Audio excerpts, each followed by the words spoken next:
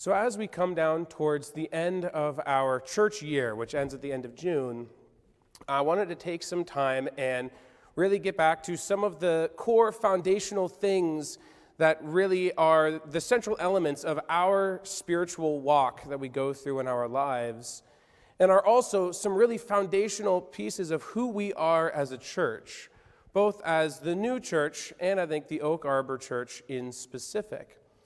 And so to do this, I'm sort of using Oak Arbor's tagline as our guide because I think that it really does a good job of encapsulating these most important elements. And so we're looking at what it means to have a healthy relationship with the Lord, a healthy relationship with His Word, and a healthy relationship with each other.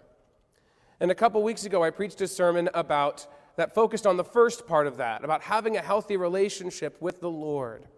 And we read a story of Jesus in His resurrection appearing to His disciples. And He taught them to fish on the other side of the boat.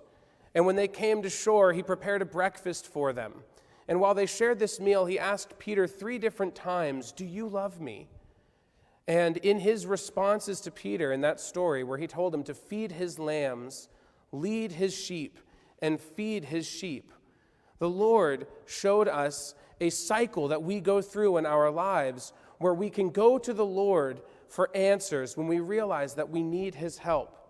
We can apply those teachings to our lives and actually put them to use. And then after we do that, we will gain more perspective and more wisdom to allow us to then go back to the Lord and know what more we need His help with. And so that was our focus on how to have a healthy relationship with the Lord. And so this week we're moving to the second part of this, which is having a healthy relationship with the Lord's Word. And one of the things that's interesting about this one is it's a little bit harder to find stories from the Word about this. That there's a lot that we can easily call to mind in the Word about our relationship with the Lord, right? There's a lot about Jehovah and the children of Israel and the way that they work together. And there's a lot of stories of Jesus and His ministry working with people. And we can think of a lot of stories from the Word that have to do with our relations with other people. There's a lot in the Word about how we should treat other people, how we should work with other people, and how all of that goes. But there aren't as many stories in the Word about the Word itself. There aren't as many stories that tell us, here's how you're supposed to take this book and use it. But our story this morning that we read for the children, I think, is one of the clearest examples in the literal sense of the word that gives credence to the way that the new church holds the Word and the way that we study it and the way that we understand it. Because in the Christian world, really, the way the new church understands and approaches the Word really is revolutionary. And we may not realize that, but this is a big deal, the way that we understand and know the Word. And I think it really has its foundations in this story of Jesus walking with these disciples on the road to Emmaus. Like we talked about with the children, He showed up and He at first just sort of asks them, "What's going on? What are you guys talking about? And why do you seem so sad?" And after they say, haven't you heard about all of this stuff that happened, about this Jesus guy and all these amazing things that He did, and how we thought that He was going to save all of us, but then He got delivered up and He was crucified and He was killed, and now there's people saying that he's risen from the grave, but we haven't seen Him. And after He sort of chastises them, after He says, "Shouldn't you believe that the Christ has to go through this suffering and enter into His glory?" I don't know if you caught what happened after that. He then says, it says that He began with Moses and the prophets and expounded to these disciples everything in the Scriptures about Himself.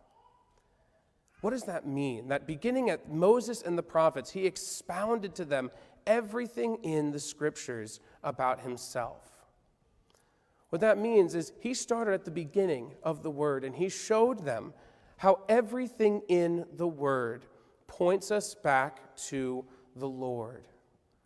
And in the new church, we understand that how He did this was by means of explaining the internal meaning of the Scriptures. because the internal meaning of the Scriptures are what tell us all these things about the Lord, about the process that he went through in his life, about the way that he had to battle against hell in states of temptation in his life, and how he overcame the hells and glorified himself. And Jesus explains this to these men on the road.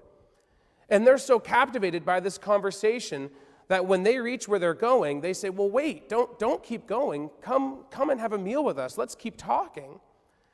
And so Jesus accepts their invitation, and he goes in and he sits down with them. And it's when he breaks bread and gives it to them that their eyes are open and they realize that this is the Lord, and this has been the Lord the entire time. And in that moment, he vanishes out of thin air.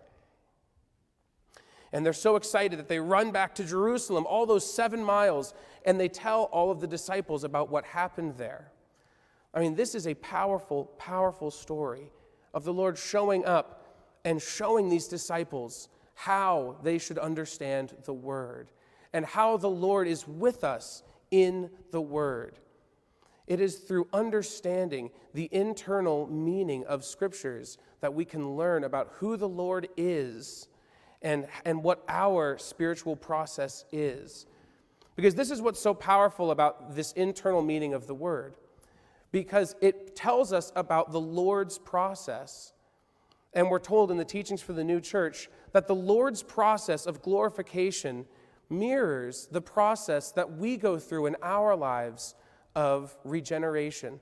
The process of spiritual rebirth is the same thing that the Lord went through. And by seeing the internal meaning of the Word, we can learn about that process and how all of it works. And so now, to think about the power of the internal sense of the Word and why it's so important, I want to turn now to the teachings of the new church and read a passage from the work, the Arcana Celestia, that really details why the internal sense is so important for how we understand the Word. This is from Arcana Celestia, number 1540. It says, "The historical details of the Word are what represent the Lord, while the actual words mean those things that are being represented. But because they are historical descriptions, the mind of the reader inevitably dwells upon them, especially nowadays when the majority, indeed almost everybody, does not believe in the existence of an internal sense at all, let alone within individual words. And perhaps they will still not acknowledge the existence of it, even though it has been shown so clearly up to this point. There is the further reason that the internal sense seems to be so withdrawn from the sense of the letter that it is scarcely recognizable. Yet they can know of it merely from the consideration that historical records by themselves cannot ever constitute the Word, for there is no more of the divine in them when they are separated from the internal sense than in any other historical narrative. It is the internal sense that makes it divine. The Lord himself, after the resurrection, taught the disciples what had been written concerning himself in Moses and the prophets, thus that nothing has been written in the Word which does not have regard to him, to his kingdom, and to the church.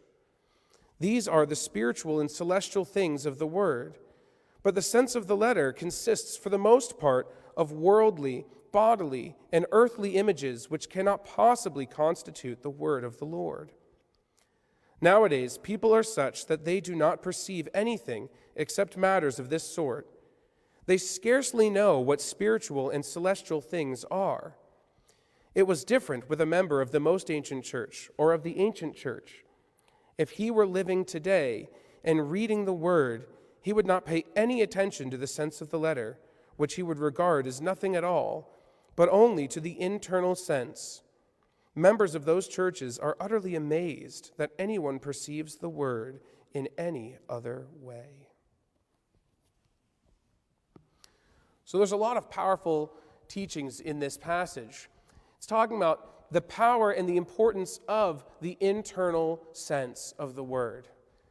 And it says it in pretty blunt terms. It says that if you don't have the internal sense, then there's really nothing inevitably more divine about this book than any other book you could find that details the story of some ancient civilization. And this is one of the things that a lot of people in the world struggle with trying to build a healthy relationship with the Word. That they can say, look, I was raised as a Christian. I know that this book is important. I know that I'm supposed to be reading this book, but I open it up and I read these stories and I don't understand how the Lord is with me in this. You know, there was a long time that I was in a Facebook group for Christian dads, and this is one of the things that I saw men post time and time again, that they would say, look, I'm reading my Bible before bed the way I'm supposed to. I know that this book is important. I know this is the Lord with me. But then they'd give these examples of stories. And either it would be a story where they would say, I have no idea what's actually happening here. I can't understand what is going on. Or they'd point out some of the imagery that's used. They'd point out these grotesque stories and these difficult things, and they would say, I don't get why the Lord wants me to read these stories. I don't understand how he's with me in all of this, when it just seems so grotesque and so complicated and so distant from me. And it was tough for me to read this over and over and over again, knowing the answer is right there, guys. The answer is the internal meaning of all of this. Because when we have the internal meaning, when we are able to look at the Bible through a symbolic lens and realize that every element of every one of these stories points us back to the Lord, and perhaps more importantly for us, it points us to elements inside ourselves. That, yeah, there is grotesque stuff in there, because in our lives, some of the evils we face are grotesque. We have to face these things. Spiritual growth isn't always an easy journey, and yet the answers are right here in the Word when we are able to look at it in light of its internal meaning. And this is what's so powerful about this story, is that it shows us that the Bible isn't just a historical record of these people that lived thousands of years ago.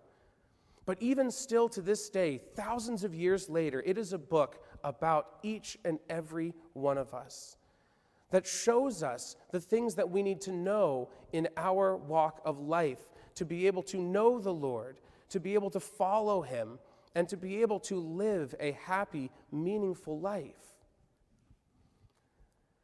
But I think also what's so powerful about this story of the disciples on the road to Emmaus, that I think a lot of us can probably relate to, is that they didn't realize that the Lord was with them until the breaking of bread. Like a lot of these men in this Facebook group I was in, a lot of us probably have same experiences where we go to the Word and we say, I'm trying here. I'm trying to learn from this stuff. I'm trying to apply this to my life, but I don't know. I'm not feeling it right now. I'm not seeing it. I trust that the Lord is with me in this somehow, but I'm not seeing it right now.